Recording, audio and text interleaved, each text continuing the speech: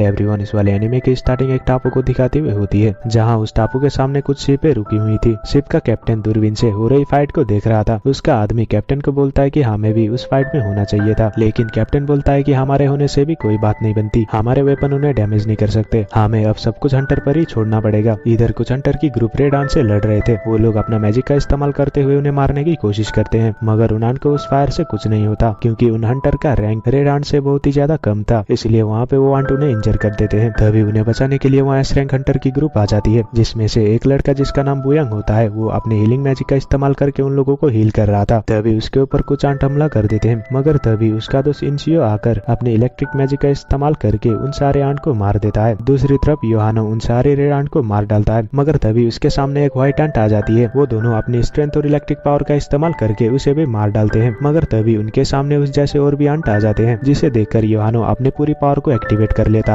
इंशियो अपनी electric stack उनके ऊपर कर देता है, जिसे वहाँ बहुत ही बड़ा ब्लास्ट हो जाता है। दूसरी तरफ उनके ग्रुप का गिल्ड मास्टर जिसका नाम चो होता है, अपनी फायर मैजिक का इस्तेमाल करके रेड आंट को मार डालता है, मगर व्हाइट आंट को कुछ नहीं होता। इसीलिए वो अपने आदमी को हमला करने के लिए बोलता है। हमें बताया जाता है कि 10 साल पहले अल्टरनेट डायमेंशन का गेट हमारे दुनिया में अपीयर हुआ था, जिसके पिछली तरफ कुछ क्रिएचर रहते थे जिन्हें मैजिक बिस्ट कहा जाता था, मगर कुछ ऐसे बंदे जो अपने पावर को अवेकन करके उन बिस्ट को मारने का काम करते हैं, उन्हें हंटर कहा जाता है। हंटर की बॉडी की मैजिकल पावर के ही हिसाब से उन्हें रैंक में डिवाइड किया गया है। एक बार अगर वो पावर अवेकन हो गया तो एक इंसान के अंदर बहुत सारी ताकतें आ जाती हैं। इसके बाद कहानी 3 साल बाद में आ जाता है। हमें कुछ ही बिल्डिंग के नीचे एक पोर्टल को देखते हैं, जिसे उस पोर्टल के अंदर के एरिया को दोंगवोन कहा जाता था, जहाँ कुछ ही रैंक वाले बिस्ट को मारने के लिए हंटर की ग्रुप को बुलाया गया था। हम वहाँ पर एक हंटर को देखते हैं जो अपने दोस्त किम के साथ मिलता है। किम उसे देखकर कहता है कि जैक, मैंने सोचा था तुमने हंटर की ग्रुप को छोड़ दिया है। जैक कहता है कि मेरी वाइफ प्रेग्नेंट है, इसलिए मैं थोड़े पैसे कमाने के लिए यहाँ आ गया। हमें पता चलता है कि उन्हें बिस्ट को मारने पर बहुत ही सारी पैसे मिलते हैं। तभी वहाँ हमारे मेन कैरेक्टर की एंट्री हो जाती है, जिसका नाम जिन सॉन्ग होता है। किम उसे देखकर खाना खाने के लिए बोलता है, मगर जिन उसे मना कर देता है। जैक कहता है कि इसको क्या हुआ, उसने मुझे हेलो तक नहीं किया। हमें पता चलता है कि जिन उन सबसे कमजोर हंटर होता है। जैक कहता है कि अगर वो इस ईरैंक गेट के अंदर चला गया तो इसकी आंख सीधा हॉस्पिटल में खुलने वाली है। तभी जिन के पास जूही नाम की लड़की आ जाती है और उसे पूछती है कि उसके फेस को क्या हुआ। इस पर जिन बोलता है कि वैसा ही हुआ जैसे हमेशा होता है। जूही उसे सावधान रहने के लिए बोलती है, और क्या तुम्हारे पास कोई हीलर नहीं था। जिन बोलता है कि ईरैंक पोर्टल के अंदर हर किसी का हाई रैंक है, इसीलिए उन्हें हीलर की कोई जरूरत नहीं पड़ती। तभी उनका उस पोर्टल में जाने का टाइम हो जाता है। मिस्टर सॉन्ग उन्हें मोटिवेट करते हुए सावधान रहने के लिए बोलता है, और सब लोग उस पोर्टल में चले जाते हैं। जिन अपने नॉर्मल चाकू जिसमें कोई मैजिक पावर नहीं होता वो निकाल के सोचता है कि मैं इससे बढ़िया चाकू को एफोर्ड नहीं कर सकता। फिर वो भी उस पोर्टल के अंदर चला जाता है। उसके बाद हम हंटर एसोसिएशन के प्रेसिडेंट गो को देखते हैं। गो गवर्नमेंट के साथ मीटिंग करके आया हुआ था। गवर्नमेंट उन्हें कह रहे थे कि उन्हें बेस्ट को मारने के बाद जो क्रिस्टल उन्हें मिलते हैं, जिन्हें मैजिक जेम कहा जाता था, वो गवर्नमेंट को दे दे। हमें पता चलता है कि हंटर इन्हीं मैजिक जेम को बेच के पैसे कमाते हैं। इधर जिनको एक बिस्ट मारने के बाद उसे भी एक मैजिक जेम मिलता है, मगर तभी उसके ऊपर एक और बिस्ट हमला कर देता है। उस हमले को डॉज करते हुए उसकी चाकू भी टूट जाती है, जिसे वो भी जिन के पेट पर चाकू घुसा देता है। ये देख के जैक उस मॉन्स्टर को दूर कर देता है, और जिन वहीं इंजर हो जाता है। जैक उस बिस्ट से लड़ने के लिए चला जाता है। जो ही उसके पास आकर उसे हील करने लग जाती है। हीलिंग करते वक्त जिन देखता है कि बाकी हंटर काफी आसानी से दूसरे बिस्ट को मार पा रहे थे। इधर प्रेसिडेंट गो कहते हैं कि हाई रैंक वाले बिस्ट को मारने के बाद उन्हें और ज्यादा कीमती मैजिक जेम मिलते हैं, जिन्हें बेच के वो अपने लिए पावरफुल हथियार बनाते हैं, ताकि उस हथियार का इस्तेमाल करके वो लोग उन मैजिक बिस्ट को मार सके। वहाँ खुदाई करने पर क्रिस्टल भी मिलते हैं, मगर वो जेम जितने कीमती नहीं होते। लेकिन गवर्नमेंट इन जेम का इस्तेमाल करके एक नया एनर्जी सोर्स बनाना चाहती है, क्योंकि ये न्यूक्लियर एनर्जी और बाकी एनर्जी से काफी सस्ता मिल रहा था। गवर्नमेंट इस काम में लगी है कि इन जेम से कैसे इलेक्ट्रिसिटी को पैदा कर सके। इधर पोर्टल के अंदर हंटर ने मिलकर सभी बिस्ट को मार डाला था, मगर उन्हें ज्यादा क्रिस्टल और जेम नहीं मिलते। इधर जिनके पास भी एक ही रैंक वाला जेम था, जो बहुत ही सस्ता था। जीहू उसे पूछती है कि वो हंटर बना है क्यों, क्योंकि वो इस तरह से जल्दी ही किसी दिन मारा जाएगा। तभी उन सबको वहाँ पर एक सुरंग दिखाई देती है, एक डायमेंशन के अंदर एक और डायमेंशन। मिस्टर सॉन्ग ये बात हंटर एसोसिएशन को बताने का बोलता है, मगर बाकी हंटर कहते हैं कि उन्हें इसके अंदर जाना चाहिए, तभी उन्हें ज्यादा जेम मिलेंगे। मिस्टर सॉन्ग उसके अंदर जाने के लिए वोटिंग करवाता है, जो बिल्कुल बराबर निकल के आती है, और वोटिंग करने आखिरी बचा था तो सिर्फ